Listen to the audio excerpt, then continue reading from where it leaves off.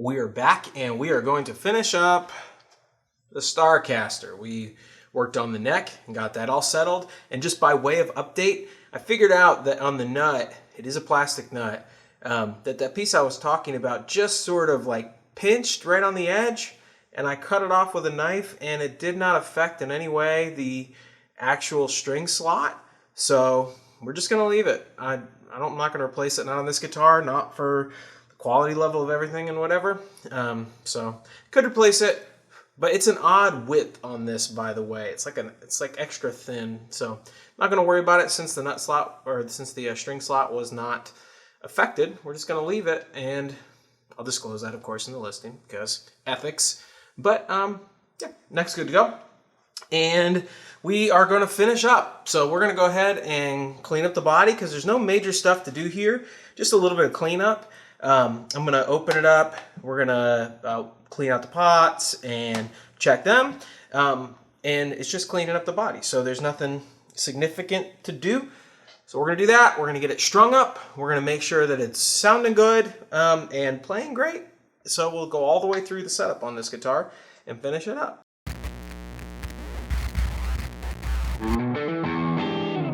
First thing we're going to do, I'm going to go ahead and pull the pick guard off of this completely. I'll solder it all back. So let's do that to begin with. Let me get a screwdriver. Where is... I'll use this one. Actually, before I pull out that last screw, I want to show you something. This knob on the tone pot, which, if I remember right, controls the middle, right? Nothing controlled the bridge, but it controlled the middle. It's chewed up, so I don't want to sell it like that. And thankfully, if you work on guitars for any length of time, particularly older stuff, you're swapping stuff out, replacing, yada, yada, yada, you end up with just like piles of extra parts. And hang on to them because they come in handy. And so I'll just give you a little tip. I already pulled these out, but I've got these little parts containers. You know, I got these, I don't know where these came from. You know, you can get them from Harbor Freight or Lowe's or online or whatever. This might actually have been a tackle box. You can get them for that kind of stuff too. But this is just full of old pots and switches and screws and output jacks, and you know, that's basically what's in here. Hardware, springs, ferrules, things like that. I got these probably from Lowe's. These are all little pickups and bridges and saddles, output plates. I have nuts in here, magnets for pickups, and then I've got another empty one sitting in there. This is all plastics, and so I've got pickup covers and knobs and tuners, pieces of tuners, P90 covers and pads and strap pins and string trees and, you know, random. So I'm going to take a look in here and see if I have a tone knob that kind of matches up. It's kind of got like a gold...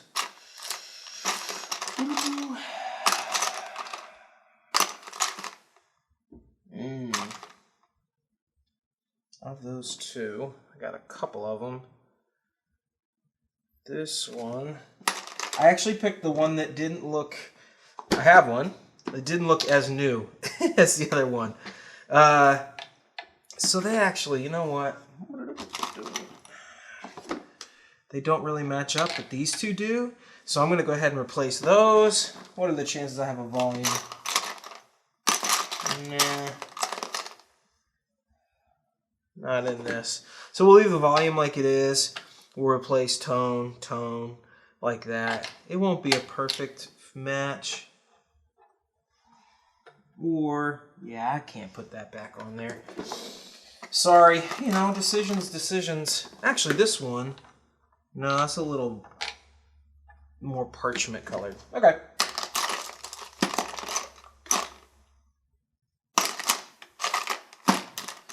Yeah, that's what it's going to be.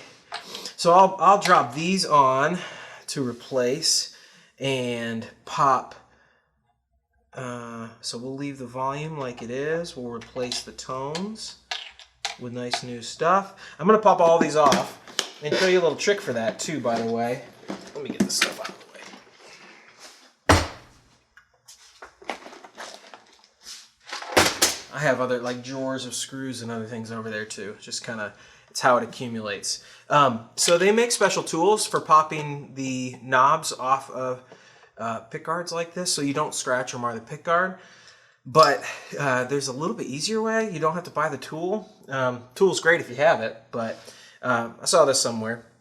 Learned this little trick. So just take a little shop rag or piece of t-shirt or whatever, and if you can see this from above, get a good look at it.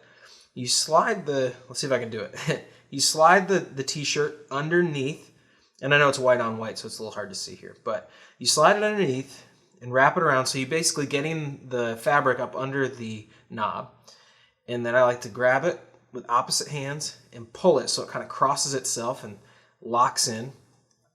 Then you're going to take all of that together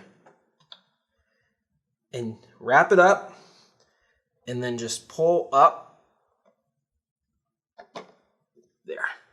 You'll pop the knob right off. All right? So you're not using any sharp tools or anything like that. Set that aside. Do the next one. Actually, your first test should be to see if it just comes off with your fingers, and that one does. But I thought I'd show you that trick anyway.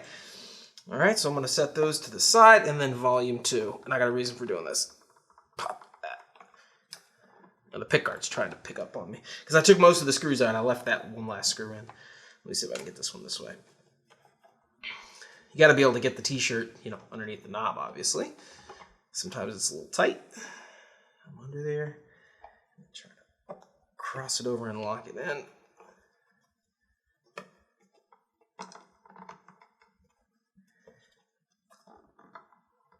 The pick guard's wanting to pick up. So, I'm just going to get my nail under it and see if I can.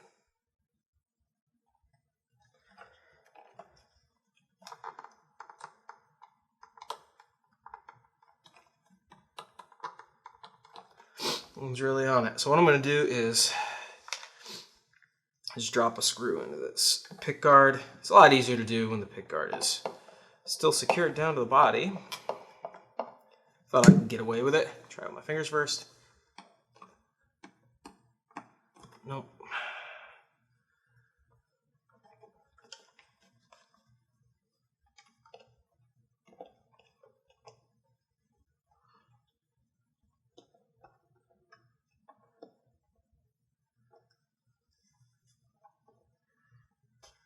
There we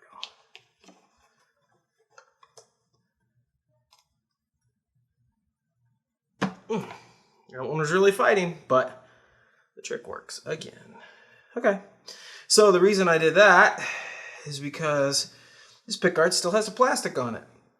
And I wanted to do that while I still had a screw or two in it. I'm going to do everything I'm going to do to the pick guard before I take the plastic off. No point in doing that until the last minute. Just have to try to remember to do it before we put the strings on it. The knob pulls right off of the switch. Now let's pull this out. That's right, I remember this being a tight fit. So first thing, I'm going to grab a little pair of wire cutters. Can never have enough of these. Flip it over. I'm going to cut this off right where it attaches to the trim. And then I'm going to come to the front and go ahead and pull this output jack off. It, by the way, is an output jack. That gets confused a lot. People say input jack, but the signal is going out of your guitar, so it's an output jack. There's an input jack on your amp, pedal board, or whatever. Let's pull this out. Okay. And I'm going to snip off these wires. I'll resolder all that at my soldering station upstairs. Probably won't show you that because I don't want to move all my camera gear, but I'm going to set that there. Now, pick guard comes right out. There we go. So what we're going to do is we're going to clean up these two pots, and then I'm also going to take a look at and just make sure all the solder points are good before we put it all back together. And I may go ahead and add a little bit of wire to these. They're a little short. Same thing with this. I like to have enough wire in there so that you can pull the pick guard out and set it to the side without having to finagle and do weird stuff. In my opinion, you can't have too much wire. Well, you could have too much wire there, but you know, give yourself plenty of wire. So I'll extend those and clean these out. So I might as well do that first and get this good to go. So let me show you how we're going to clean out those pots. Let me grab it. Okay, I went ahead and grabbed a couple other things I know that we're going to need for this. Now, let me grab one more. I actually use two things for this. I think the best thing to do it with is deoxit, okay? You can get this stuff, I'll probably put an Amazon link to this. This stuff is awesome. It's really, really great. And this is what I would normally use. I think it's the best stuff. It is expensive, but a can like this can last you forever. Or not forever, but for a while. Unless what happened to me happened to you, and that's that the spray nozzle on this thing just doesn't work anymore. So I haven't been using that lately until I get some new. But in the meantime, I got just some regular contact cleaner from Lowe's. Get this in the electrical section at Lowe's, and it works great. It's not quite as good as the deoxit, but 95% of the time it's going to fix the problem. So all I do is, and I'm going to stand back off of my workbench here. If I remember right, it was the two-tone pots that we had a little bit of scratchiness from. And so all I'm going to do is I'm going to take it and I'm going to stick it. Let me see if I can get up the camera above. Kind of in the front of this. All right, there's a metal swiper that goes across the plate, and if there's corrosion or dust or dirt in there, then that can cause crackling because it disrupts the connection between the swiper and what is contacting. So contact cleaner removes that oxidation, dirt, dust. And so what I'm going to do is I'm just going to spray some in there like that, and then I'm just going to turn the knob so to kind of work it around, clean things up. Then I'm going to turn it at an angle, let it kind of run out. And yes, I don't care if this drips. The worst thing that's going to happen, that's why I do it kind of over the concrete. Worst thing that happens is it cleans the contacts. There's nothing that it's going to damage here, so just kind of work it around. And then one more time. Not as much this time. You can hear it a little gritty. I can hear it making contact now. You can listen, use your ears.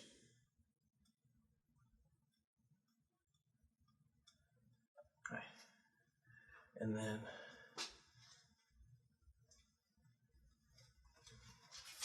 dries pretty quick, so. All right, now we're going to do the same thing to this other tone knob. Get a good bit in there on the first one.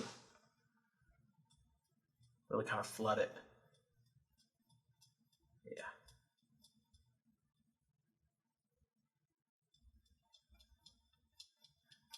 One more.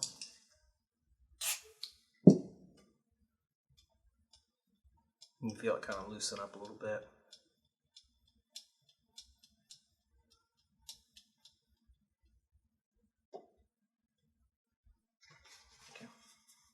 Well, and I'll tell you that on something like this, I don't feel like replacing pots. And so most of the time, that fixes it. Not every time.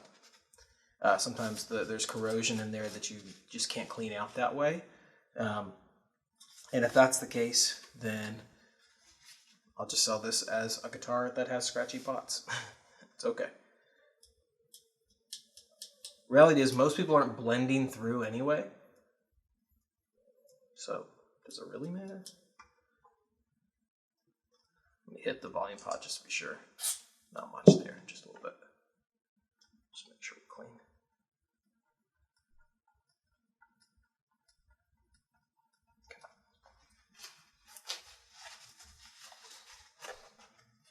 Okay. Right.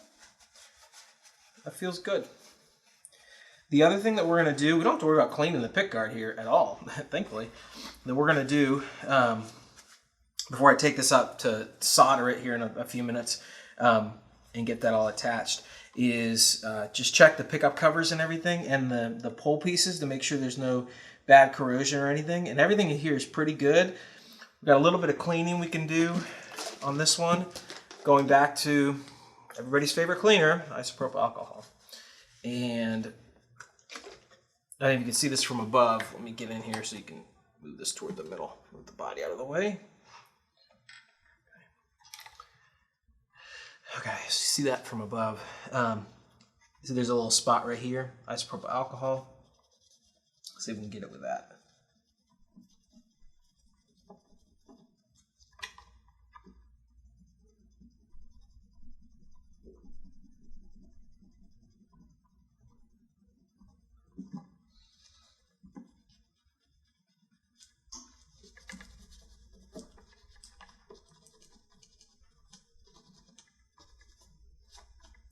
I got it. A little bit more.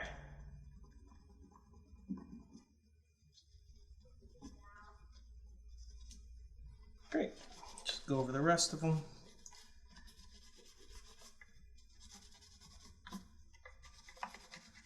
Just take off any dirt, residue, anything that's on there. There's just a little bit of grime.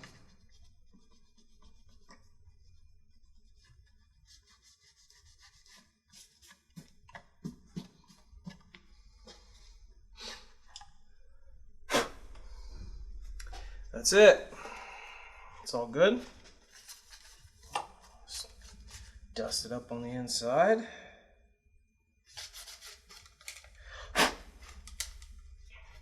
That's it for this, at least until I can take it up and solder. So I'm going to set that to the side. And let's bring the body. Actually, you know what I'll do quickly? The knobs, right? I got 2 of those that are going back into my stock, so to speak. 2 of them that are good, that are going there. And this is the original volume knob. Same thing, just a little bit of the isopropyl alcohol. These aren't, this isn't very dirty, it's just a little bit on there. Clean it up.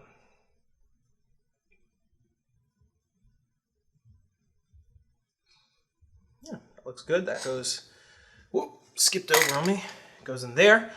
Let's see. One thing we need to do, the plate, the control plate, and this output jack. I don't care much about the screws.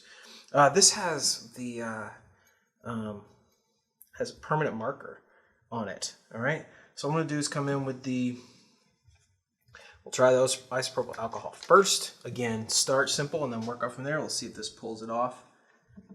Oh, gone. I don't know if you can see that from above.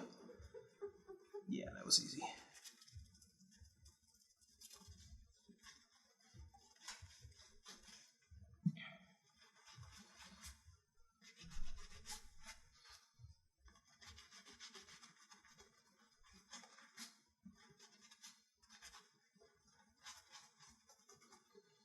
Listen, people get really scared of permanent marker, Sharpie or whatever. As long as it's on a sealed surface, you can almost always get it off. All right.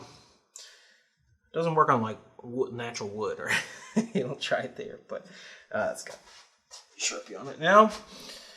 Now I'm going to clean up this output jack just a little bit, and again, I've got stocks of this, and they're all basically all the same. So if I can get it cleaned up, it's great. And if I can't get it to my liking, I can always replace it. Because this one's pitted a little bit.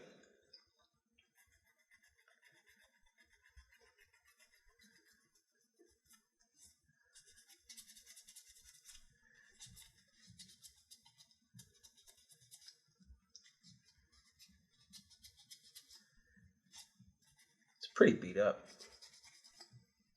I think I'm going to replace it. It's not the right size.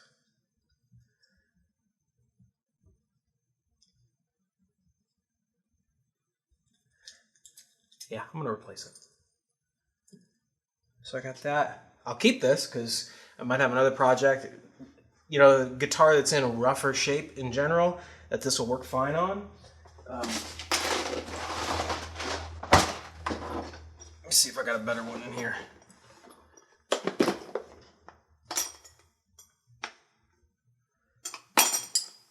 I only have 2 right now. Which one's better? Yeah. Replace it.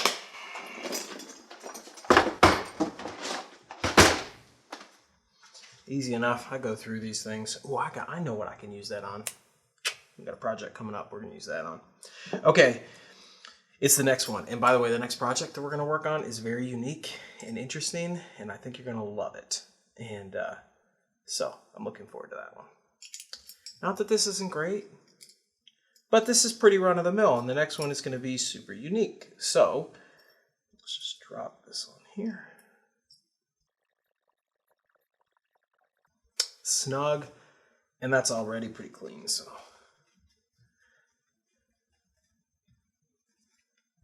Yeah, that's great. All right, all those parts are clean.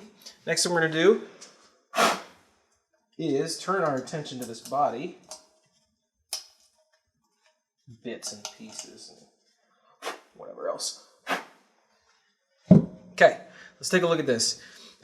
So I've got hardware here, which is in really good shape.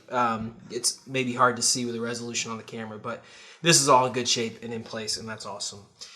This, I don't care much how the internal workings here look. We've got a trim cover for it. So what I'm going to do is come in with the isopropyl alcohol and just do a clean on the whole thing. I'm not going to do any sanding or any real like repair restoration work on any pieces. There's no major chips, dings, dents, anything like that, just little scratches. And remember this one kind of deeper scratch on the back, which I'm going to leave, and that'll just be pictured in the listing. Yeah, we'll get this thing cleaned up. And the only kind of special thing here is that we've got this sticker residue. You'll often get a used guitar that has stickers on it.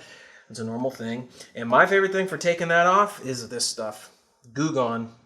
Again, this is just like a Home Depot, Lowe's kind of purchase. I'm sure you can get it at Walmart or anywhere like that too, maybe even like grocery store. But that does a great job of taking that off. So I like to do that first and then come back and hit the whole thing with the rubbing alcohol, and we'll see where we stand after that, if there's anything else we want to do. So let's go to fast motion and take care of this.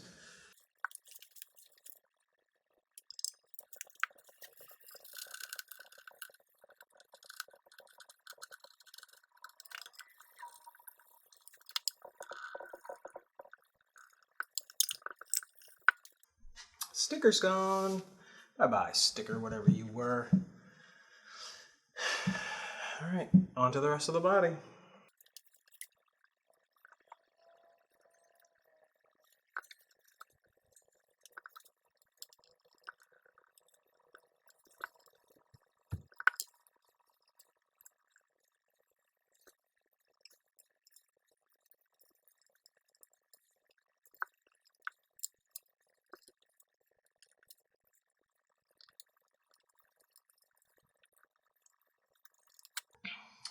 While I'm doing this, I'm kind of finishing up, and so far so good, no big surprises.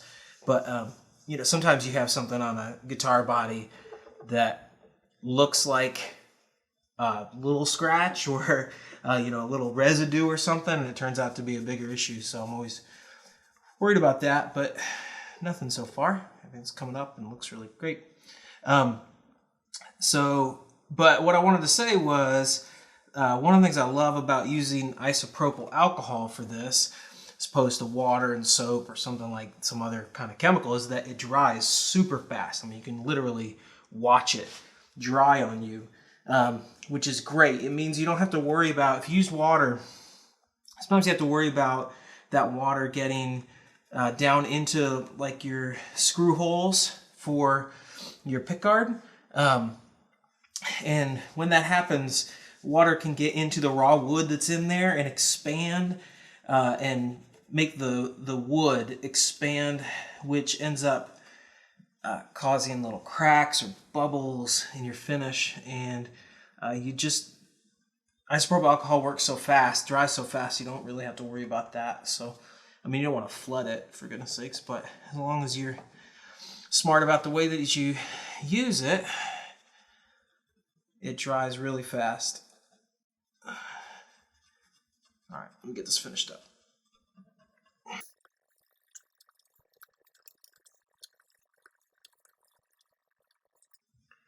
Okay, this body's actually in really great shape. There's kind of a ding right there. and there's a couple scratches right along the edge here, just, you know, where you set the guitar down or whatever else. But yeah, man, it's like, and of course that, hate that, I don't know who did that. But anyway, yeah, it's really great overall. I think it looks awesome, and I actually love the grain pattern in this, and the burst looks really nice. For an affordable guitar, this is a great instrument. And we'll get it set up where it plays great too. The neck's awesome now. The body's in great shape. We swapped out, you know, a couple things that were nicked up, marred up, or whatever there, and should be awesome when we get it back together. You know, for what it is, for what this guitar is intended to be. So the last thing that I'm going to do is do a quick little clean on the bridge, and I think we'll be ready to do what we need to the pickguard and get it back together. Here we go.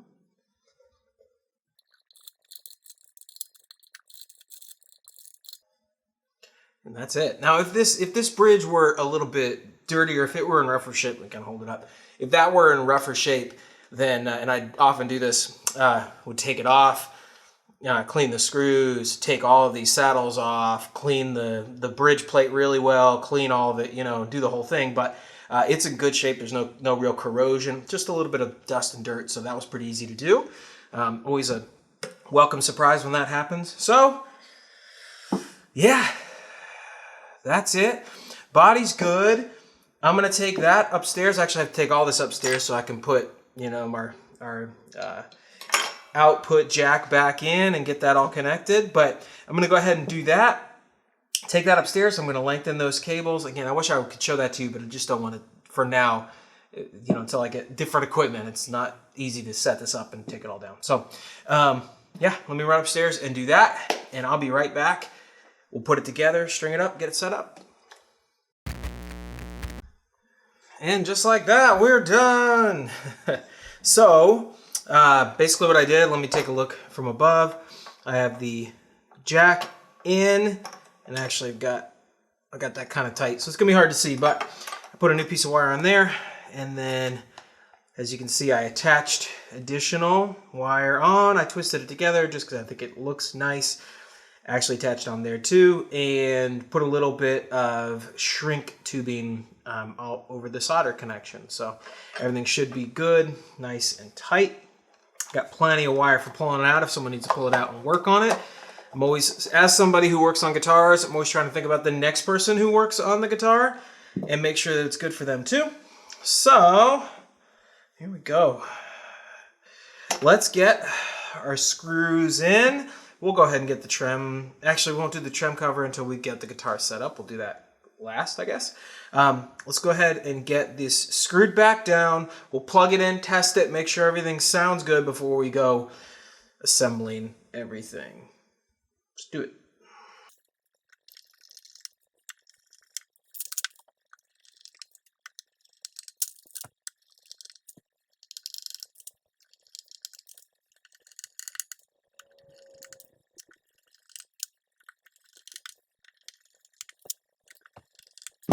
Okay, we're gonna do a quick test just to be smart before we go assembling everything. And the other thing I wanna say while I'm getting that set up, when you're putting a pickguard on, if you're doing this, you are not holding the Titanic together. I don't think that's the way to say that. You're not holding a giant ship together or an airplane or anything. You don't need to screw those things in like crazy. Just get them snug. All they're doing is holding a pickguard onto a body that is almost never going to be upside down even. So relax with the screws, okay? That amp's a little noisy on its own. I need to get a better amp out here for testing, but it does the trick. So all I'm going to do is move through the positions and make sure that we've got signal where we need it, volume up. Oop.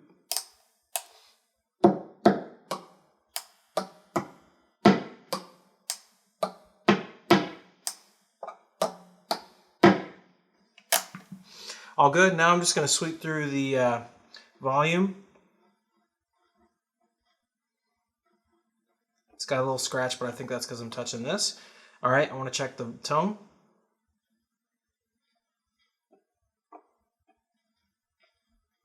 Sounds good. And then the other tone in the middle. Good. Clean. Electronics are good. Now we're going to do the really satisfying thing.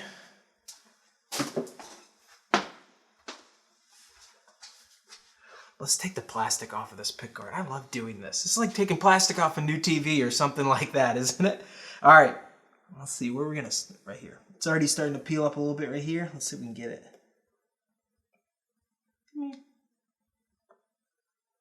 Never understood. Maybe the owner just didn't know.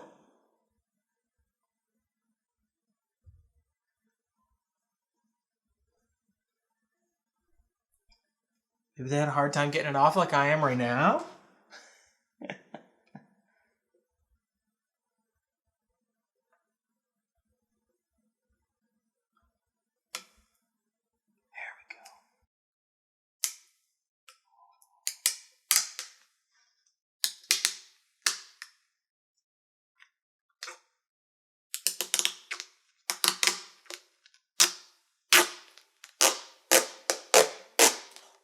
This is like Christmas.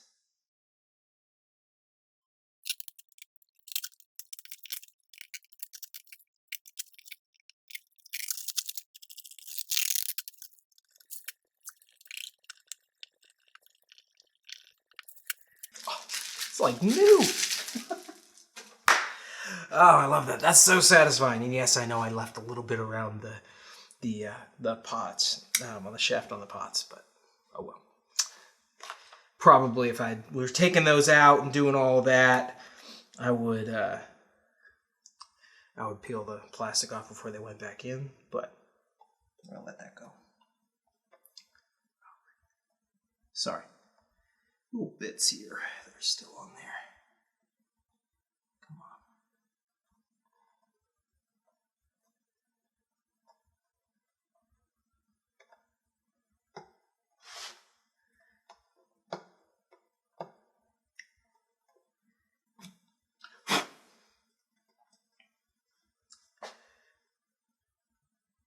Cool.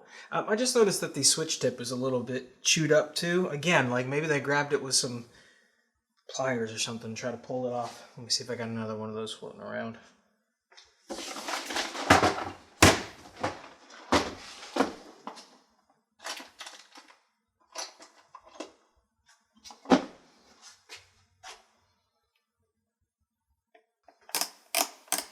The random bin o' parts comes through again.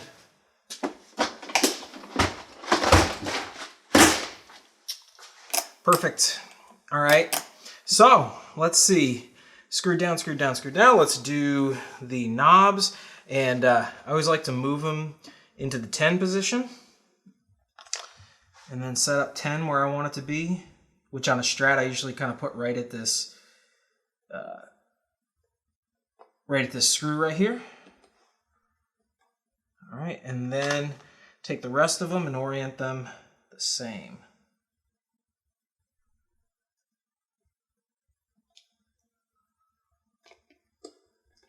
Make sure it spins freely. Sometimes they'll rub if they're pushed down too far. That's good. And then roll the volume back to 0 and leave the tones at 10 for now. All right, that's good. Next thing up. What is the next thing? I guess we put it together. Okay, so let's put the neck on. Remember, there was a shim in this, so we're gonna put it together and we're gonna try and get it set up without the shim, because if you can. But who knows? We may need to put a shim in this. So let's go ahead and put the neck in, and we're gonna roll it over. Get the neck bolted on. Again, don't need to crush these down. They just need to be snug.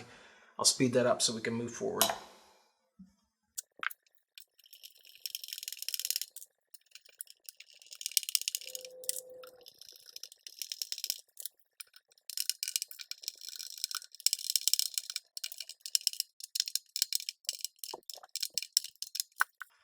Okay, remember, just snug. Don't need to kill it. We'll give it a final wipe down, but I'm just a little neurotic about this. Okay.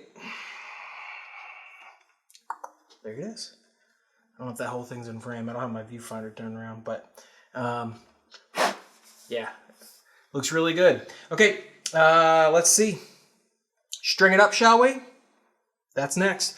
I'm going to string it up, and I use, if you care, the Ernie Ball Green Pack. Now, these strings are great. They're 10 to 46s, I think. Is that right? Yep. 10 to 46s, which is what I play on all my guitars. I know it's a matter of preference. I found Ernie Balls to be really reliable. They last a long time. They're great strings, and they're not expensive. I actually have used these for a very long time on my own guitars. Switched recently over to String Joy Balanced Lights. I love those strings, but they're a little more expensive, so I only use that on the stuff that I'm keeping. If I'm selling something, I figure people may be changing their strings anyway or whatever, but I want to give them a quality set of strings that doesn't cost me a ton, and these are the ticket for me. So, yeah, I'll get the stringing this thing up, and we'll come back once we got it so we can do the setup.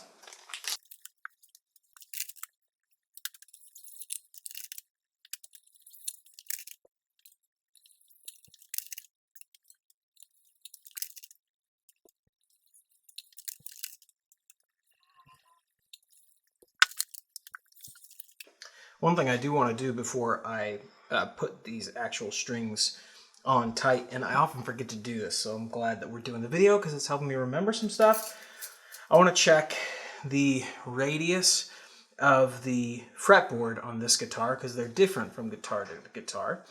I'm going to check the radius on the fretboard right here as close to the bottom as I can. And to do that, I'm using the set of radius gauges. They're just little arched gauges. That's going to be helpful when it comes time for our setup to make sure our saddles are set at the same radius as the fretboard, make sure everything's even and good.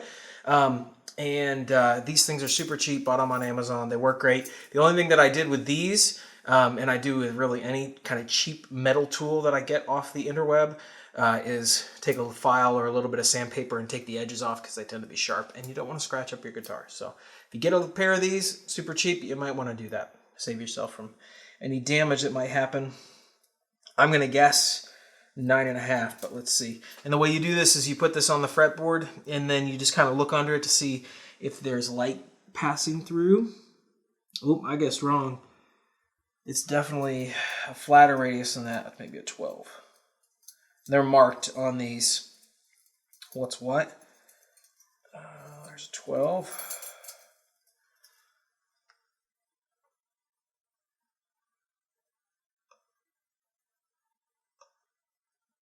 It's not perfect. Let me just put a 10 on there and see. Pretty sure it's a 12 though.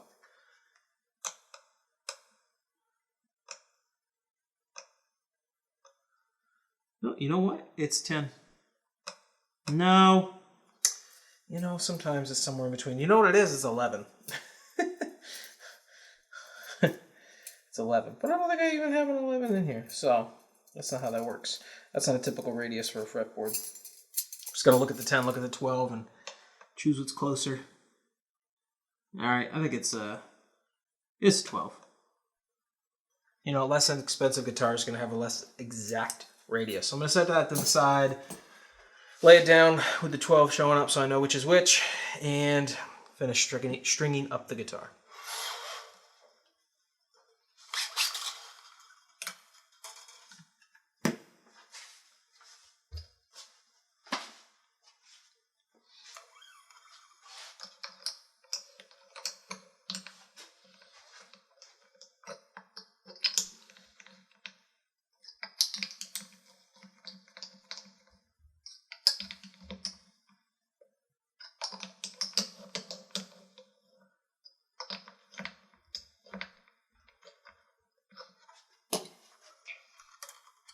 I want to talk about strings and string wrapping here in a second, but first, I noticed that when I put this string on, there's a lot of relief. I don't know if you're going to be able to see that or not, but there is a lot of relief. My finger's in the way, isn't it? A lot of relief on that string. And we can bring this down a bit, and we're going to be able to play with the truss rod a little bit. I think we're probably going to have to put a shim in. So what I'm going to do is go ahead and take the tension off the string, go ahead and get a shim in, and just head ourselves up with the pass so that we don't have to come back and redo this. Now, what do you use for a shim? That's a good question. And the easy answer is, I like using this. I know you can make wooden shims. There's different ways to do it. People use business cards or whatever. But I found that the box that your strings come in make for a great shim. You got flat sort of thick paper, business card type thickness stuff. And so, yeah, that's generally what I use. So what I'm going to do, loosen the string, take the neck off, stick a shim right down here at the heel because we want to tilt it back this way. So we're going to push up at the heel a little bit. And I'll cut a piece that's going to fit right down in there. I think just one of these. It's amazing how little a shim can make such a big difference in the neck angle. So I'll cut a piece off that'll fit probably off this tab and stick it in there. So I'll do that in fast motion because we don't need to take all day to do that. Okay.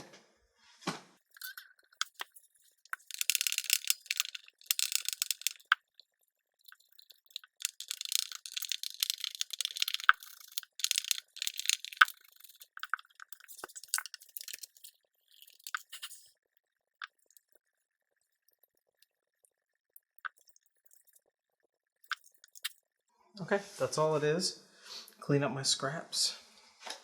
This over here. All right, so the neck's going back in. I'm going to turn it up on its side. And I'm going to get these top screws in first. Turn this the right way. Okay, just like this. Kind of hard to hold, but you don't want the shim to move, so you kind of have to squeeze it and hold it in place. And I've got those strings through the body right now, and I don't want to mess with those. Could have just pulled them out, but not today. Okay, and by the way, I never tighten these things down all the way until they're all in, just to help locate the back plate, the neck plate.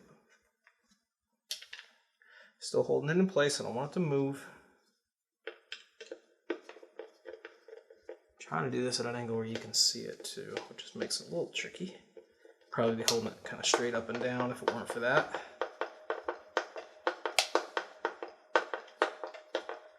Back, let's move to that angle. We'll look at this from the front. There we go. Probably should have done that to begin with. I'm learning as I go here on this stuff. So I'm just going to give these a slight tighten. Okay. Now this is actually going to go, I want to hold this heel in place because when the screw goes in, it's actually going to go through that paper a bit. I like that because it makes sure nothing moves. And once we get this guitar set up, if somebody else comes to work on it, they know exactly where that shim goes. Again, don't over tighten. Snug.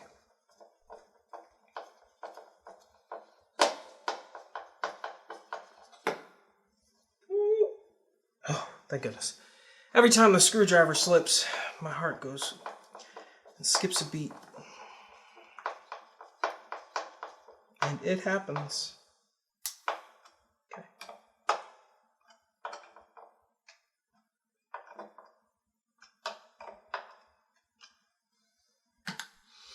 And by the way, don't worry about sustain or anything like that. It'll be fine.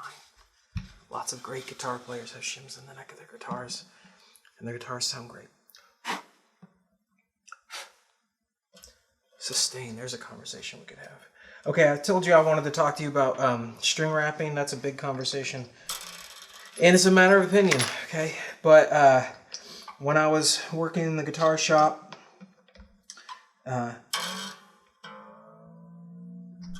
just getting in the ballpark, my boss always taught me to not to wrap the bottom two strings and then to wrap the top 4. Now you say, what was the reason for that? It's because the bottom strings have windings on them, okay? And that really helps to grip them. They're also very hard to wrap because of the thickness of them. And I know the D string also has windings on it typically, but it's smaller and easier to maneuver. And I always figure, you know, unless if you have locking tuners, obviously you don't have to worry about that. Or if, you know, if you're on tour and you've got to make super fast string changes, that makes sense not to wrap as well. But if you have the time, why not? If it's just for you at home or whatever, the great videos out there on how to do it and everything. I don't even know what system. I'll just use the one that my boss taught me to use. Boss says this is how we wrap strings. Well, that's how you wrap strings. So, and since I've been doing it this way, and I'll do it so maybe you can watch it, but since I've been wrapping strings this way, I have never had a string. I very rarely have strings break, and strings, I don't have tuning stability issues as a result of the tuners. Really, any tuner that's stable will hold as long as the string stays on there. So, so I keep doing it. I like it. So I'm going to leave some excess, bring the top around the top of the guitar, under the string, and then kink it back over. So what you're doing is when the string wraps around the post, it's actually binding on the extra string that we have there. So I'm going to, and then it wraps under, just like that. Just get it close, cut it off. I like to cut it off as I go so it's not getting in the way. I'll do these last 3. We'll speed through that.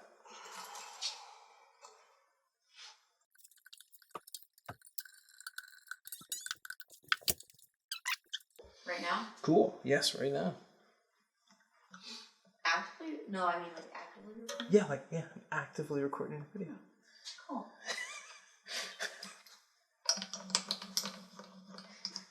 I kind of would just wave my hand under the camera and say hi. Well, come over here and say hi if you want to. I don't care. This is part of working in your garage. Hey everyone, this is JD. Hi. That's my oldest son. I'm stringing the guitar. I was told him I was going to fast forward this, so he might be in fast motion right now. What do y'all have to do? I'm about to take this outside. Okay. So I'm gonna go just grab my shoes. Cool. Have fun.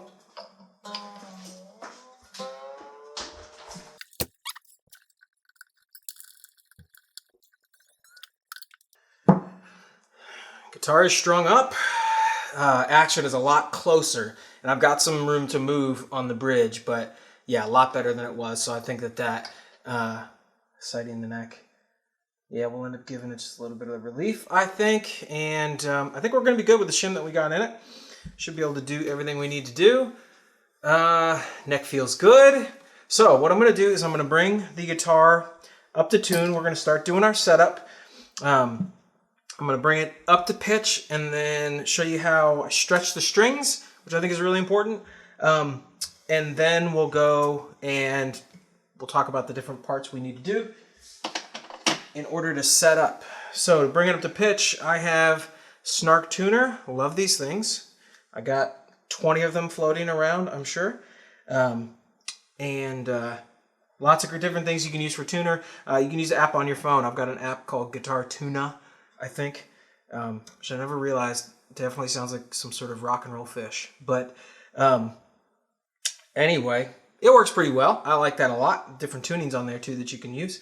And lots of other things, pedals, tuners, different stuff. But I like the Snark. It works great. As long as I can see it. All right.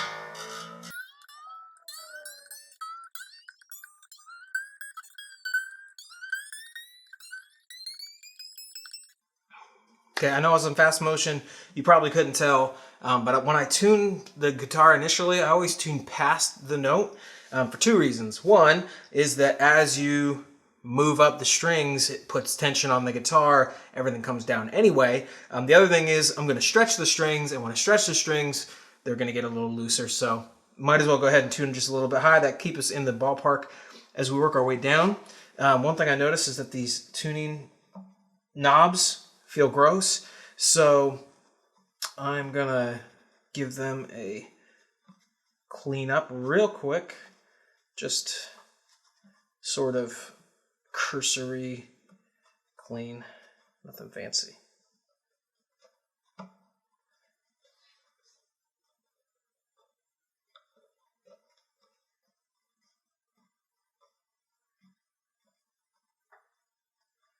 Okay, that's good enough for now. All right, so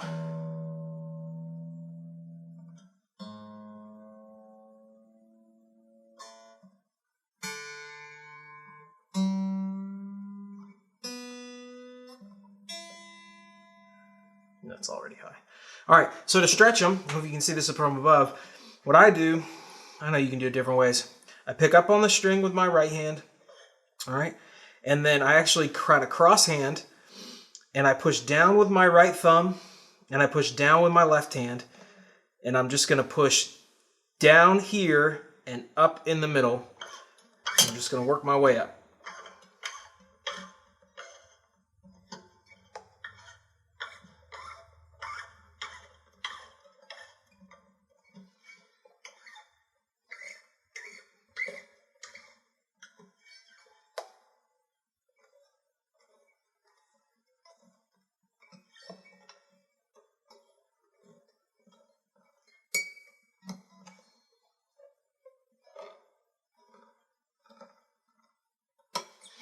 And then I come back and go through them again.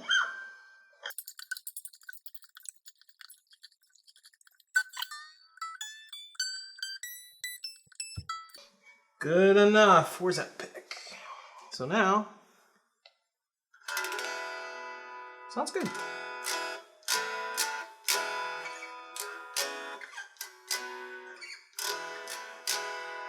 Good. Simple enough. All right. So first thing, and I know there's different orders that you can do this stuff in. Depends on who you ask and what their workflow is like. But I would like to start at the nut and then look at the relief and then look at the bridge. And then last we'll do the intonation. Those are the step that I go in.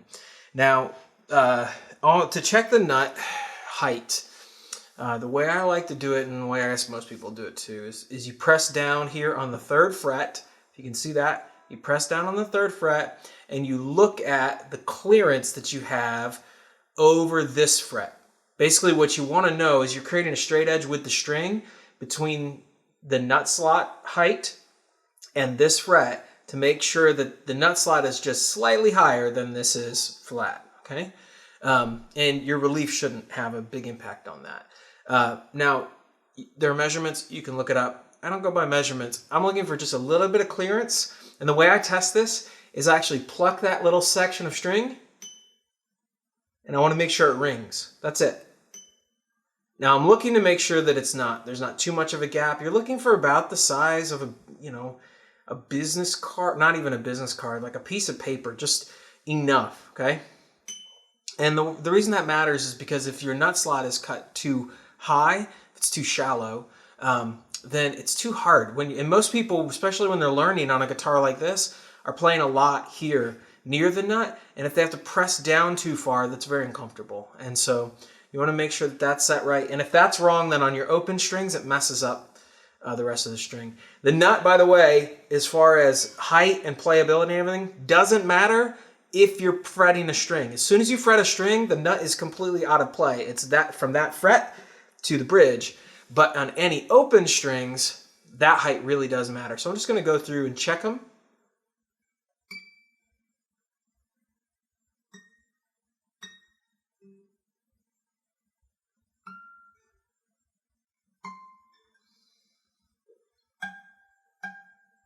Good. It looks great. The nut, I think, is good to go. I do have nut files specifically for taking these down if we need to. If they're too low, you can either replace the nut or you can put shims in. And some people don't like shims there, but as long as it's a good shim, it doesn't matter all that much as far as I'm concerned. So that's good. You do want a little more clearance on the bass side and a little less clearance on the treble side because the bass string just moves more. Okay, so the nut looks good. Happy with that. Next thing we're going to do is take a look at the relief on the neck, or the bow or the bend, and you want just a little bit of bow on the neck. I'm going to lay it down. The way we're going to test that is I'm going to put a capo on the first fret. We'll be looking from above here. And then I am going to press down at the end of the neck, and we are looking for space right here in the middle, okay? We're looking for a little bit of space. And there is a little bit, but there's a little more than I like. Now you can measure this, and one of the best ways to measure it, you can do this up here on the nut too, is with a set of what are called feeler gauges. Feeler gauges you can get at, I think I've seen them at Walmart. You can buy them at AutoZone, Advanced Auto Parts, Napa, O'Reilly, whatever, auto parts store. They're actually made, obviously for checking gaps, but like checking the gap between at the ends of spark plugs and things like that in the automotive industry. So this is an Autocraft set of feeler gauges. You can buy them online, Amazon too. I'm sure I'll link to those. Let's see. So what I typically look for, or close to it anyway, is a 0.010 inches. So all we're going to do is we're going to press down, if you were looking from above, press down here, and right about the middle, I'm just going to slide it under there, and I'm kind of just moving it around and looking for space. Is there space or not?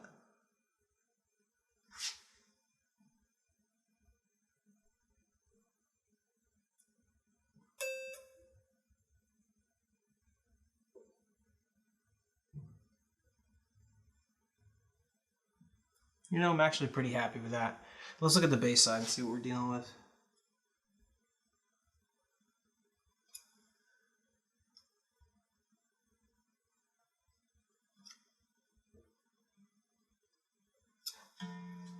Well, you're out of luck. We're not going to adjust the truss rod. I don't know if you were hoping to see that happen, but we don't need to, so we won't. If we did need to make a change, if there was not enough gap there, which means that there's the fretboard's too flat, or there's a back bow and there's a hump in the middle, if there was no space there or too little space, then we would tighten, or we would loosen the truss rod, because it means the truss rod is trying to counteract the natural pull of the strings. And if it's like this, it means it's too tight. And so we need to let it relax a little bit. So you would take your Allen wrench here at the top, and on this guitar, the truss rod nut is in that little hole right there. You'd put your, where is it? Allen wrench. You'd have to loosen these two strings. In fact, you should take tension off of the entire neck. So loosen all of your strings, make a small adjustment, 1/8 of a turn or so to loosen, lefty. Okay, counterclockwise to loosen, and then tighten your strings back up, check it again, and make sure you get it right. If there's too much space in that gap right there, it means there's too much bow, your truss rod's not pulling back against the strings enough, then you would want to tighten the truss rod. And you can do the same thing, but opposite direction, go clockwise or righty-tighty. Okay, so, but we don't need to do that, because we're good to go. And I think if I remember, I made a preliminary adjustment just to make sure the truss rod actually worked and to try and guess at it and get it in the ballpark. And usually if you get it flat and then you do your, fret work, if you're going to be doing that, that when you put it on the guitar and then the guitar pulls on the strings, usually it's pretty close. If it's flat without tension, you've got just enough relief with tension. Not always, we always got to check it, but it'll get you close. Okay, so nut height, good. Relief on the neck, good. Next thing that we want to do is we want to get the action, or the string height, and we're going to do that by raising or lowering the saddles on the bottom of the guitar. So they're going to come up or down. And then the way we're going to do this is we're going to set the action like we want it for the high E, and then like we want it for the low E, and then we're going to use our radius gauge to set the height of all the ones in the middle. Because if we have the top right and the bottom right, then we want to get our angle correct, or our arc correct all the way across. So in order to do that, go back and get my good friend, the Music Nomad string action gauge. And I'm going to look for the 64ths on here, which are down here on the bottom. And generally good. And by the way, we're gonna follow the number, and then can be tweaked from there. Somehow, I know math is math and physics are physics. Somehow every guitar is a little different. So you just get it in the ballpark with this, and then tweak to your liking from there. And then players are different too. So what I'm going to do is I'm going to put this in playing position, and I'm going to come down here, and I'm going to look at the action on the 12th fret. Okay. Bring it up. Actually, I'm going to come down to maybe the 14th fret. And I want the high E. Now, if I can get it down to 3, that's where I'm trying to get it. Okay. I know that's a little, some might say that's a little low. I like to start low and work up. Okay. So it's a little high right now. I'm going to take it down. In order to do that, let's see, I think I got all my teeny tiny Allen wrenches upstairs, but I've got this little like Torx end on this screwdriver that sometimes fits. It does. And I just find this easier to use. Okay. So I'm going to come down. Now, if I was going to come up with this, that's going to increase the tension on the string. You always got to think about this stuff, and could break the string. So I would tune it down, and then I would bring the saddle up, and then tune it back up to pitch. But because we're going down, we're actually going to take tension off the string.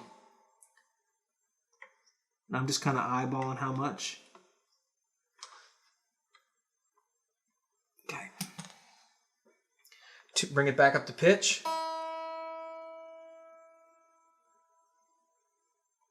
Good.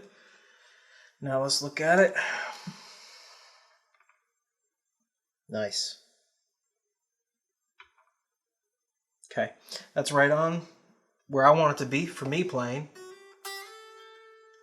Now what you're going to do is just play it all the way up and make sure that there are no dead frets or too much buzz. A guitar like this is almost always going to have a little bit of buzz, but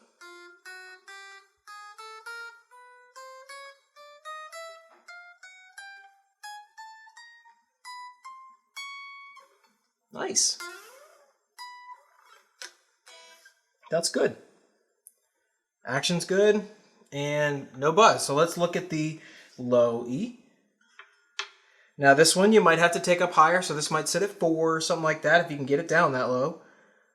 So I'm going to bring it down. It's sitting at 6 right now. I'm going to try to get it down to 4 and see what happens. It might be too low.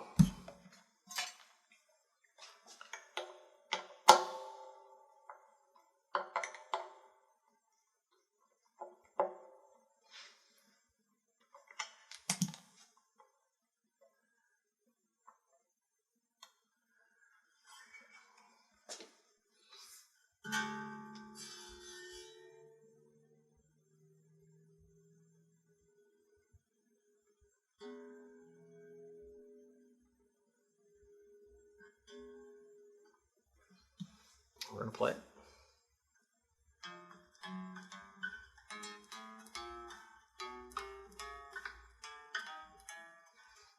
It's hard to do with you watching.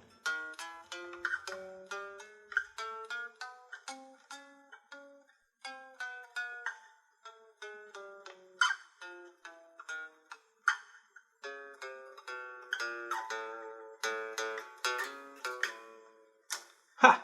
That's great. That fretwork is paying off, is what's happening. All right, and that action like feels really nice on the low E.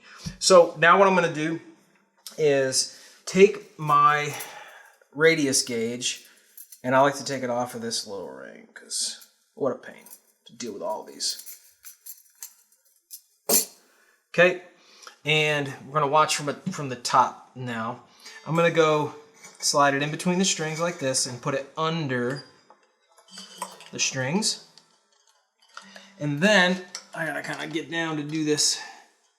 I'm gonna bring it up until it is touching both E strings, but not the other ones. And then I can see a little gap here. I'm gonna drop each of these until they just touch the gauge. Now you do want to make sure that your saddles stay flat while you're doing this.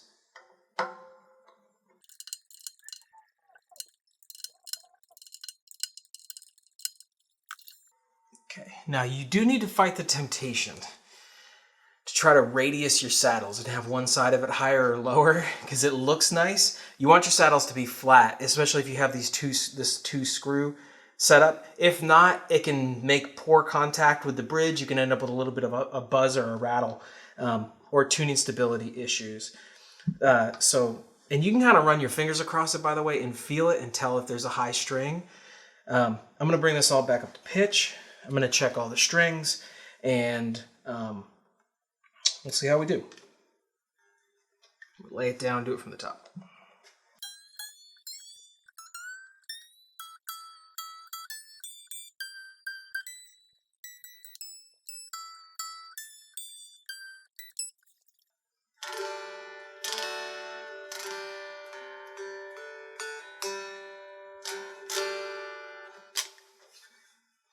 Now I'm just going to play them all the way up the fretboard, same as I did for the others, to make sure we're still good.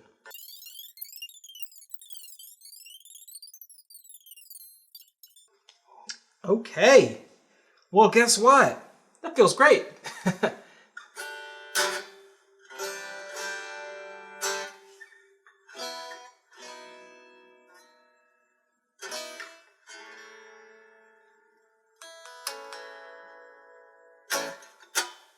Feels good. Okay. Well, like I said, by the way, I'm more of a mechanic than a driver. I'm not great. I'm an okay guitar player. Love to work on them. Okay, so we got action is set, nut is good, relief is good, we're radiused properly. The only thing we're going to do is set the intonation, and that is a very simple process. And it looks like somebody probably has already done that, or at least made an attempt at it, so I'm hoping we're going to be in the ballpark. But what you do is you pluck the string open. It doesn't like laying down, but you don't play laying down, okay?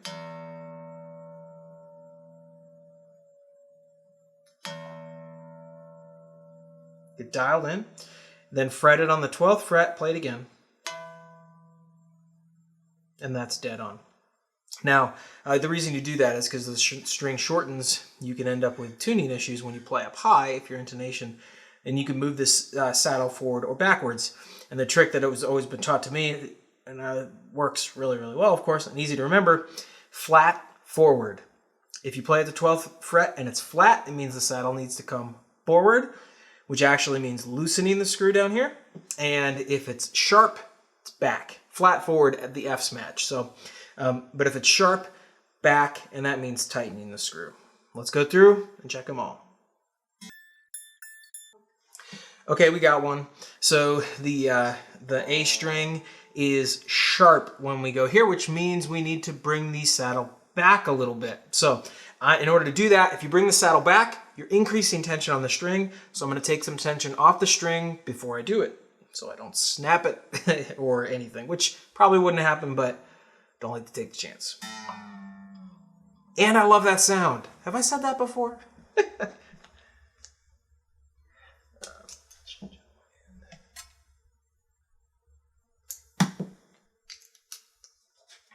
Be careful doing this, by the way.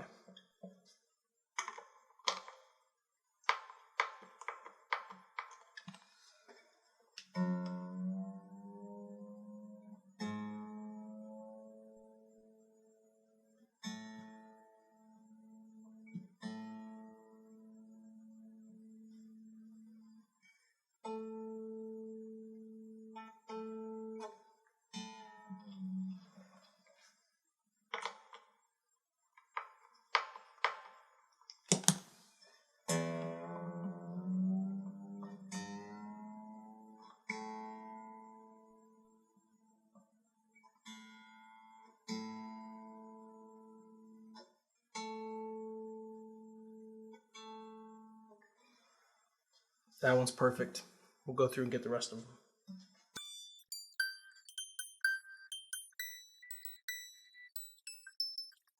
That was it. There was only the one that needed to be adjusted a little bit. Everything else looks pretty good. Okay. Is that it? Not quite. Almost. Almost. The last thing that we have to do, we're in tune. We've stretched the strings. They're not going to go out of tune on us now, by the way. They'll stay pretty solid. I don't know if you've ever heard someone say, don't restring your guitar right before a show. You know, it'll go out of tune on you. Yes, if you don't stretch your strings, it will go out of tune on you. But if you stretch them, it won't. You'll be fine. Okay, polished up a little bit. So last thing we're going to do is plug this in, run through, test everything, and take a look at our pickup heights and make sure that they're good to go. So let me get it plugged in. Okay, forgive my noisy amp. I told you, it's a piece of junk. Anyway, just a tester amp that sits out here in the garage. All I'm going to do here is go run through the pickups and make sure that they seem balanced. Not going to try to like dial in a pickup height yet on these, but...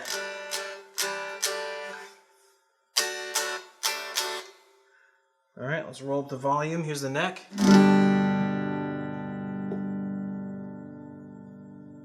Great. Middle.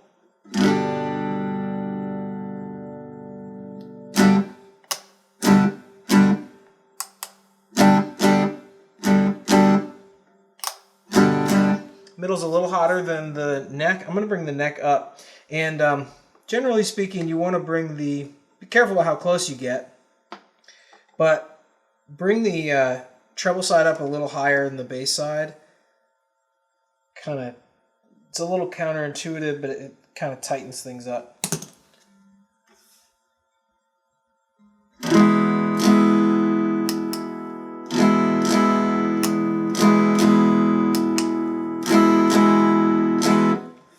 I want to brighten that middle up a little bit, so I'm going to bring the treble up a little bit. I'm going to drop the bass.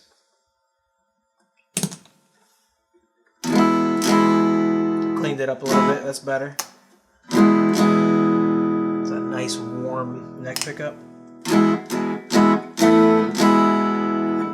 Bridge.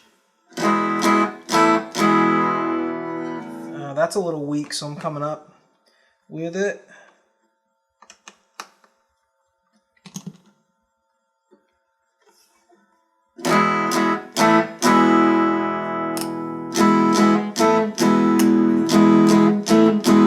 Hear how it gets warmer as you go up, and then you get the combined.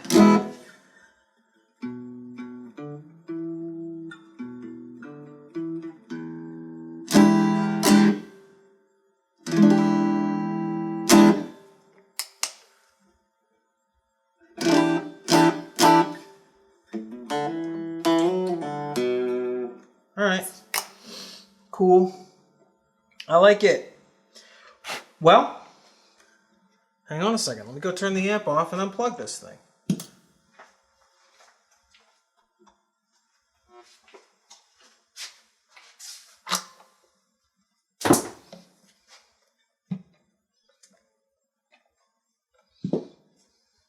That's it. We'll get it polished up, and I'll get things maybe dialed in even a little more on the pickups when I go upstairs and plug it into the Deluxe. And but that's great. I guess the only other thing I have to do is put the backplate on, right? We'll get it all cleaned up. Backplate.